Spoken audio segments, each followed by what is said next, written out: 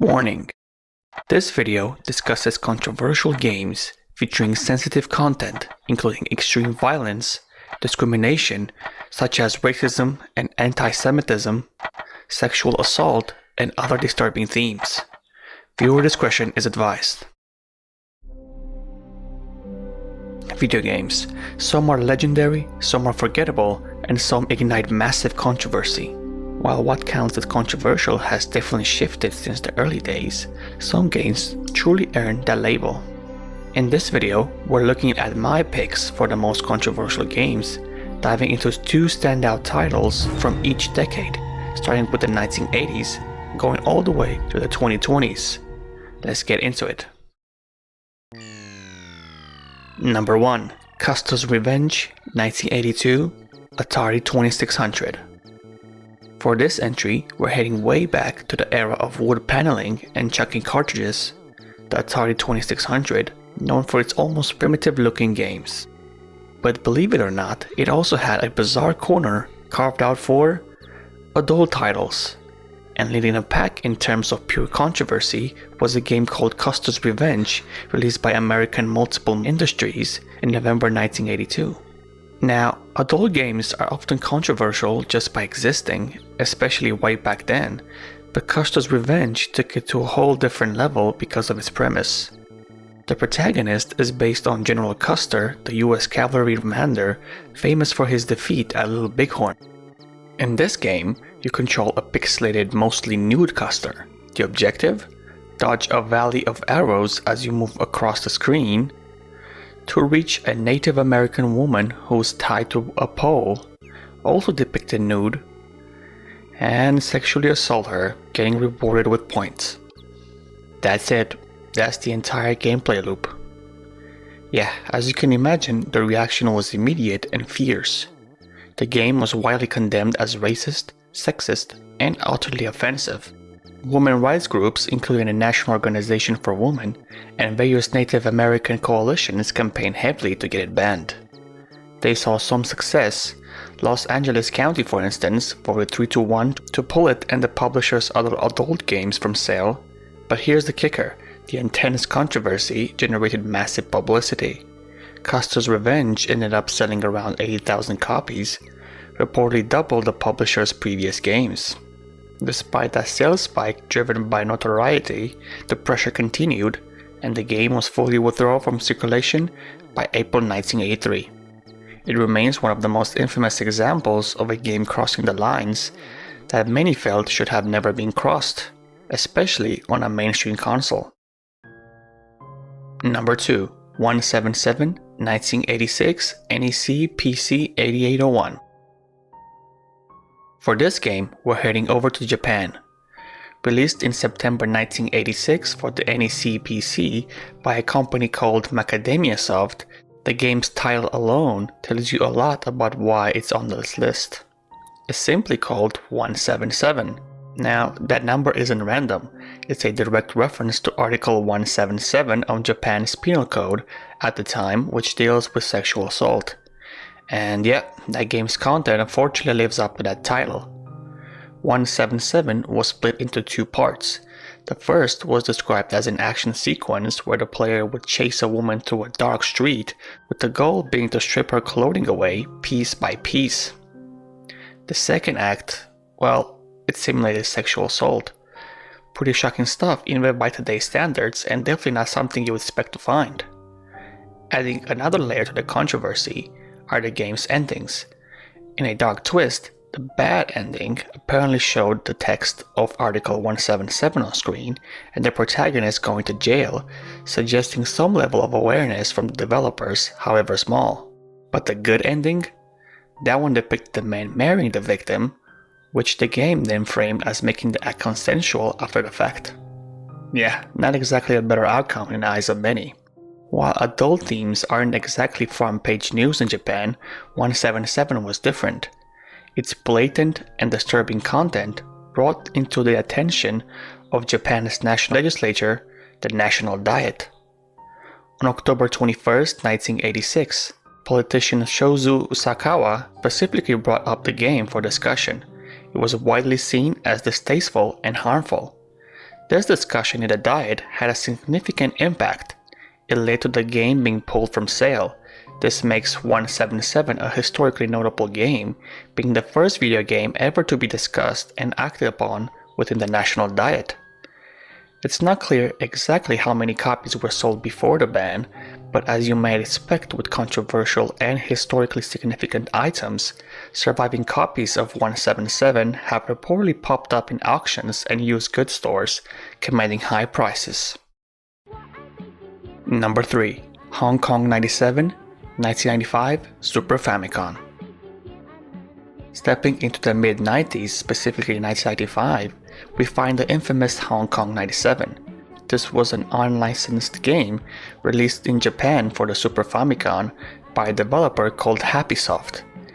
Now right from the start, it's important to know this game wasn't trying to be good. It was reportedly created as a satire of the video game industry itself, and in that sense, by aiming to be terrible, it arguably succeeded with flying colors. Critics and journalists have widely panned it as one of the worst games ever made. But its notoriety goes way beyond just being a bad game. The setting is China in 1997, the year Hong Kong was handed back from the British to Chinese rule. The plot is something else. The game features a narrative about people from mainland China, offensively referred with a derogatory term, immigrating to Hong Kong and causing a rise in the crime rate. The Hong Kong government's solution? Hire a character named Chen, supposedly a relative of Bruce Lee, to eliminate the entire population of China, or 1.2 billion people. Yes, that is the actual premise. Adding to the chaotic and often offensive nature, the game unceremoniously drops in real-life photos of figures like Jackie Chan, the last British governor of Hong Kong Chris Patten, and even Deng Xiaoping. All of this plays out with a relentlessly looping, chipper edition of the patriotic Chinese song I Love Beijing Tiananmen as the sole audio track. However, the most genuinely disturbing elements come in the imagery. The game's intro reportedly includes images of victims from the Holocaust, and the game overscreen shockingly displays a still image of what appears to be a real corpse from the Bosnian War. These inclusions are jarring, deeply inappropriate, and contribute significantly to the game's controversial status. Because game backup devices, which the main developer Kowloon Kurosawa used to copy the game onto floppy disks for distribution, were apparently illegal in Japan at the time, Hong Kong 97 wasn't sold through official channels. It was advertised discreetly under pseudonyms in underground magazines and sold via mail order for around $20 to $25. Reports suggest only about 30 copies were initially sold. Despite its obscurity and terrible quality, one of those rare copies eventually made its way online in the late 2000s, bringing the game to a wider audience. For many in the West, the game gained significant traction thanks to a video by the Angry Video Game Nerd, which is a classic deep dive into just how uniquely awful and controversial the game is. If you're curious to see more, that video is definitely worth a watch. Interestingly, after years of being a strange, hard-to-find piece of gaming history, the game's developer Kowloon Kurosawa actually released Hong Kong 97 as a free download on his website in 2023, allowing anyone to experience this infamous title. Number 4. Carmageddon, 1997, PC, Mac, Mobile, N64, PS1.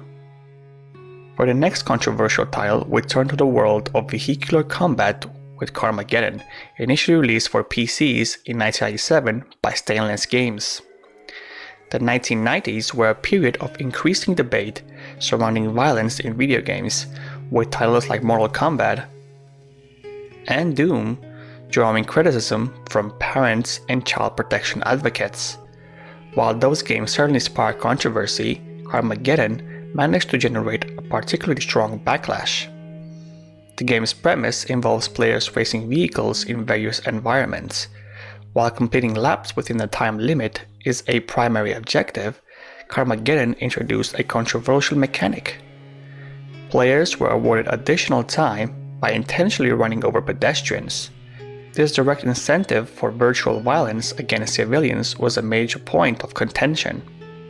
Fiction of gore resulting from these actions fueled widespread concern. This led to the censorship in numerous countries. In regions like Germany and for a period in the United Kingdom, the human pedestrians were replaced with non-human figures such as zombies with green blood or robots with black oil or no blood in an effort to mitigate the violent imagery. Some countries, including Brazil, went further and banned the game entirely. Despite the significant controversy and the measures taken to censor or ban it, Carmageddon proved to be a successful title, developing a fan base that supported its continuation. The game spawned 2 sequels, and the original was later ported to various platforms, including mobile devices, with versions released for Symbian and Mophone in 2005. Carmageddon stands as a notable example of a game that directly challenged prevailing sensitivities regarding violence in media, particularly by rewarding harmful actions. Number 5. Ethnic Cleansing, 2002 PC. Okay, let's move to a game from the early 2000s that represents a significant escalation in terms of controversial content directly tied to hate groups. Released in 2002, Ethnic Cleansing is a first-person shooter developed and distributed by the National Alliance, an American white supremacist and neo-Nazi organization. The nature of this game's origin and premise immediately places it in a unique and disturbing category. Players could select from characters including a KKK member and a neo-Nazi skinhead. The game features 2 levels. Its primary objective is to kill as many characters as possible who are depicted as stereotypical caricatures of African Americans, Latinos, and Jews. This objective is as abhorrent as it sounds, promoting hate-motivated violence against these groups. Further illustrating its extremist ties, the game was reportedly sold on National Alliance's website for $1488. This price is a direct reference to white supremacist slogans. 14 refers to the 14 words, a white supremacist mantra, and 88 is a code for a certain Austrian painter's name, as H is the 8th letter of the alphabet. Reports from 2002 indicate that the game had sold around 2,000 copies, a concerning figure given its explicitly hateful content. Ethnic Cleansing is widely considered as one of the most overtly racist, xenophobic, and anti-Semitic video games ever created due to its developer, premise, objectives, and stereotypical and demeaning portrayal of its targets. Due to its extreme and hateful nature, the game is explicitly prohibited from being shown on major live streaming platforms like Twitch, reflecting a widespread refusal to provide a platform for such content. Ethnic Cleansing serves a stark example of how extremist ideologists can attempt to utilize video games as a medium of propaganda and the normalization of hate and violence against minority groups. Number 6. eLay, 2006 PC. Next on our list is a game whose title alone is deeply troubling and indicative of its content. Released in Japan in 2006 by the developer Illusion Soft, eLay is a single-player simulation game. It is played from the perspective of a character described as a recently bailed chikan, a Japanese term for a sexual assault offender who is also presented as the son of a high-ranking public official. The game's narrative centers on the player character stalking and carrying out sexual assaults on a specific family, a widowed 42-year-old mother and her 2 daughters aged 17 and 12. The inclusion of minors as targets of sexual assault immediately elevates this game to an exceptionally disturbing level. Without going further detail about the specific mechanics or events within the game, it is clear why this title is profoundly controversial and widely considered abhorrent due to its explicit depiction and simulation of sexual violence, including against children. In 2009, the game drew significant international attention, notably when it was found to be available for sale on Amazon.com, despite never being officially distributed or supported outside of Japan. This prompted intervention from individuals like British Member of Parliament Keith Vaz, who raised concerns about the game availability. As a direct result of this outcry, Amazon removed the game from its website.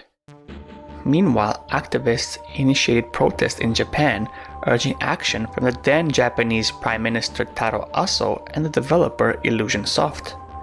These protests highlight how the game's content breached Japan's obligations under the international human rights treaties, specifically the Convention on the Elimination of All Forms of Discrimination Against Women.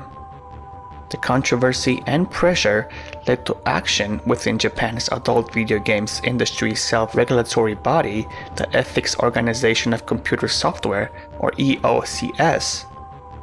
In May 2009, the EOCS made it impossible to purchase the game even within Japan by restricting its sale and production. Following these events, the game was also officially banned in several countries including Australia and Argentina.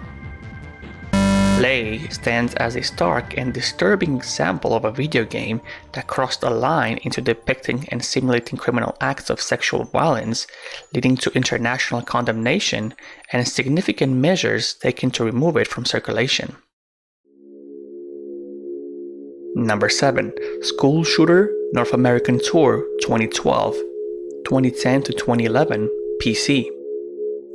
With a title that immediately conveys its shocking subject matter, this entry is a Half-Life 2 modification developed by Checkerboard Studios, which aimed to recreate infamous school shootings in American schools. The mod, reportedly titled School Shooter North American Tour 2012, centered on the premise of a player controlling a disgruntled student. According to descriptions associated with the project, this character, dissatisfied with unspecified circumstances, decides to carry out a school shooting with the objective framed around becoming the best school shooter. The mod intended to feature weapons reportedly used in real-life tragedies, such as the 1999 Columbine High School Massacre, Virginia Tech shooting, and also a school-slashing attack in Sasebo, a Japanese elementary school. Although the mod was announced with an anticipated release date in July 2011 and hosted on the modding website ModDB, it provoked immediate and intense backlash.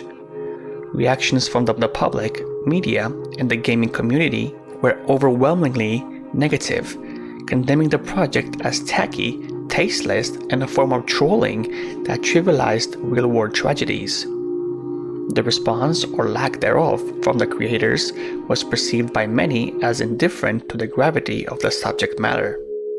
The widespread negative attention and outrage led to ModDB removing the mod's page on March 23, 2011.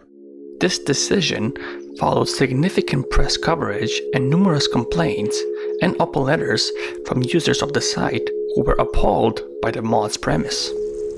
While an incomplete and reportedly non-functional build of the mod is said to have surfaced on archival sites online after its removal from ModDB, the project never materialized into a finished, fully playable release.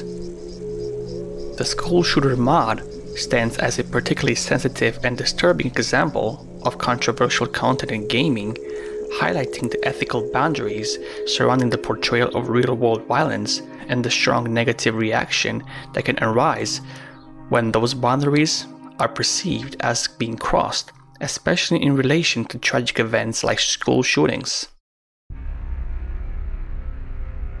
Number 8. Hatred 2015 PC. Released on June 1st, 2015 for PC, Hatred is an isometric shoot-'em-up developed by Destructive Creations.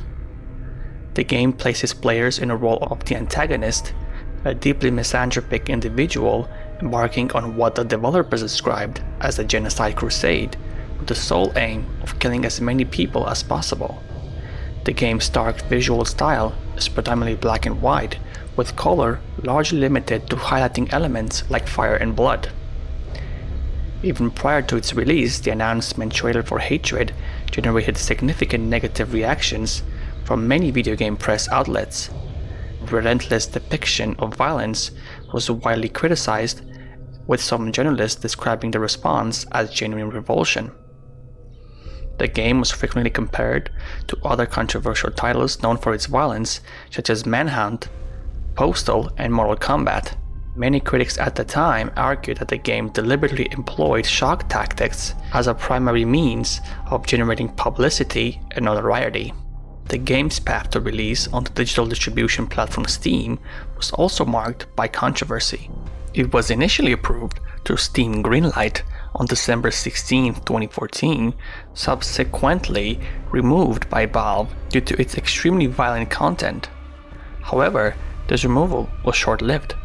Just days later, on December 29, 2014, the game was reinstated on Greenlight following a personal apology from Valve co-founder Gabe Newell, who acknowledged that the decision to remove it was a mistake. Despite the pre-release controversy and generally negative reviews from professional critics upon its launch in 2015, Hatred became a bestseller on Steam. As of today, it maintains a very positive overall user review score on the platform, indicating a notable disconnect between critical and player reception. Hatred remains a prominent example of a game that deliberately embraced extreme and uncomfortable themes for mature audiences, triggering significant debate about the limits of controversial content in video games and the role of the platform holders in curating available titles. Number 9. Simulador de Escravidão, Slavery Simulator, 2023, Android. Finally, the 2020s, a decade which is not over yet. Even though we are just halfway, we can already address a very recent and particularly egregious example of a game that caused widespread outrage due to its deeply offensive theme. Released in April 2023 primarily for Android devices and targeting the Brazilian market, though reportedly translated into 16 languages, Simulador de Escravidão, which translates to Slavery Simulator, was developed by Magnum Games. Despite the developers allegedly intending the game for entertainment purposes, it immediately generated significant backlash across Google Play Store's review section and on social media platforms. The game's description itself fueled this negative reaction, boldly claiming to be the best slave owner and trade simulator ever. The game featured two modes, a Tyrant mode, where the player focused on increasing profits and preventing slave escapes and rebellions, and a Liberator mode, where the player aimed to fight for freedom and achieve the abolition of slavery. However, the game became particularly repulsive due to its depiction of three distinct types of slaves: workers, designated for labor and profit; guardians, intended for protection; and most disturbingly, courtesans, explicitly defined for sexual tasks. This classification and objectification of human beings as commodities for labor, protection, and sexual exploitation, particularly within a simulation context, was met with widespread condemnation for its inherent racism and dehumanization, especially in a country like Brazil with a significant history of slavery. The outrage quickly translated into official action. On May 24, 2023, the Regional Citizens Office in Rio Grande do Sul initiated an investigation into the game's availability on the Google Play Store. Just 2 days later, on May 26, Educafro Brazil, a non-governmental organization promoting education and racial equality, filed a lawsuit against Google for allowing such a game on its platform. These actions were among several investigations and lawsuits initiated by various legal branches within Brazil in response to the game's existence. Facing mounting legal pressure and widespread public condemnation over the game's explicitly racist and offensive portrayal of slavery, Google eventually removed Simulador de Escravidão from the Play Store. The controversy surrounding this game highlighted the severe ethical concerns associated with trivializing historical atrocities and the potential for digital content to perpetuate harmful and racist narratives. Number 10. No Mercy, 2025 PC. Finally, we conclude this list with a game released very recently. In fact, just last month as of making this video. We are referring to No Mercy, released on March 22nd, 2025 by Zrat Games. Even with the content warnings indicating sensitive themes such as violence, blackmail, and non-consensual acts, the game quickly became a major subject of controversy in the press and on social media, generating significant backlash. Described as a 3D adult visual novel, the game included mechanics and narrative that encouraged players to own and subdue women, notably featuring the instruction to never take no for an answer. A significant part of the widespread negative reaction stemmed from the game's heavy focus on incestuous relationships within its storyline and gameplay. The intense controversy and public outcry led to tangible consequences for the game's availability. No Mercy was then banned in several countries including the United Kingdom, Canada, and Australia. These international bans ultimately prompted the developer, Zrat Games, to remove the game from the Steam platform. In response to the widespread criticism and the game's removal, Zrat Games posted a statement on Steam. In this response, the developer defended the game's content, characterizing the controversial themes included within as popular kinks or human fetishes, and suggesting that they should be more openly accepted as long as they do not cause real-world harm. This defense, however, did little to quell the strong negative reactions from those who viewed the game's content as promoting harmful and unethical behavior. No Mercy serves as a very recent and stark illustration of the ongoing challenges and controversies surrounding explicit and problematic content in video games, and the rapid global response that can occur in reaction to titles perceived as crossing ethical boundaries. And that concludes our look at 10 controversial video games. The history of this medium is filled with titles that have pushed boundaries, sparked debate, and reflected or challenged societal norms. Some controversies had faded with time, while others, as we've seen, involve themes and remain deeply troubling and generate significant opposition. If you enjoyed this video, don't forget to hit the like button, subscribe for more deep dives into gaming history, and make sure you ring the bell so you don't miss out on future uploads. Thanks so much for watching, and I'll see you in the next one.